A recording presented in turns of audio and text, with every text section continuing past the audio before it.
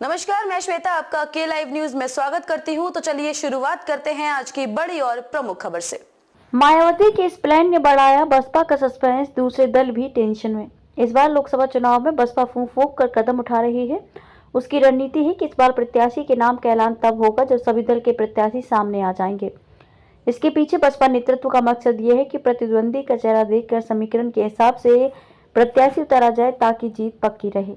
बसपा में प्रत्याशी चयन का तरीका औरों से अलग है। बसपा मुखिया सुश्री मायावती ही प्रत्याशी के नाम पर अंतिम मोहर लगाती हैं और राष्ट्रीय, प्रदेश या जिला स्तर के पदाधिकारियों को भी मायावती के अंतिम मोहर के बाद ही प्रत्याशी के बारे में जानकारी हासिल होती है। प्रत्याशियों की घोषणा भी राज्य स्तर पर न होकर मंडल कोऑर्डिनेटर जिलों में प्रत्याशियों के नाम घोषित करता है। पहले चुनाव का ऐलान होने से पहले ही बसपा प्रत्याशी को लोकसभा चुनाव प्रभारी बनाकर ये संकेत देती रही है कि यही शख्स अगला प्रत्याशी होगा, मगर इस बार बसपा ने अपनी रणनीति में बदलाव किया है।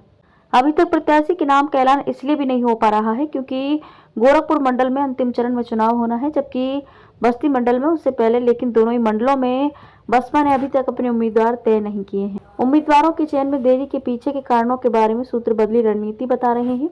अभी भाजपा के प्रत्याशियों का ही चेहरा सामने आया है। समाजवादी पार्टी ने भी एक आध सीट पर ही प्रत्याशी घोषित किए हैं।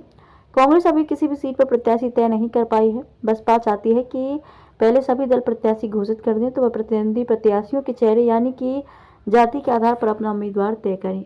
दरअसल बहुजन समाज पार्टी का अपना काडर है।